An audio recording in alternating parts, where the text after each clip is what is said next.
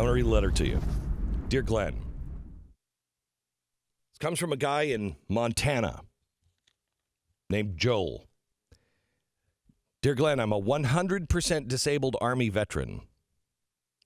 I've not been able to afford to go visit my family for over 6 years. My grandparents have never met my youngest 2 children. I saved every penny I had for the last 6 years, and I was finally able to introduce my 2 children to their grandparents last July. He lives in Montana. His parents live in Wyoming. You get a kind of an understanding of how little money this guy has? Since that trip in July, I've been saving money for the next trip. I save my money in a jar. This is only 2 months of savings, but it's all that I have.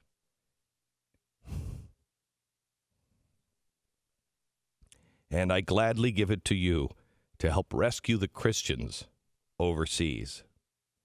I proudly served my country from 93 to 98 in the Army, believing in America, believing in God, believing in the Constitution.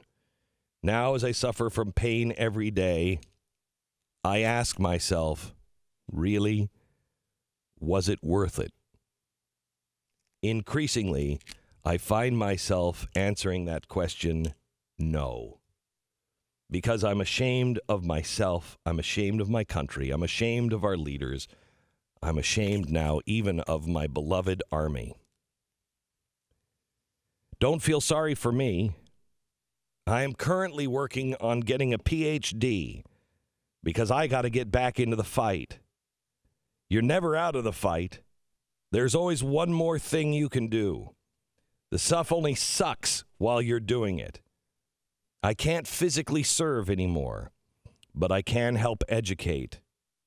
Please accept my donation to help save lives. Joel.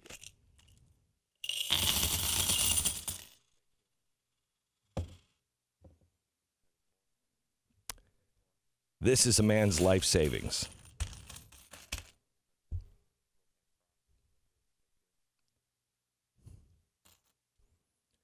Don't tell me that there's nothing you can do. Joel is by himself and not able. This isn't enough to save anybody's life over in the Middle East. And Joel could have said, there's nothing I can do, and none of this will make a difference. I can't buy anybody's freedom with that. I can't get anybody out of Syria with that. And he's right. By himself, he cannot.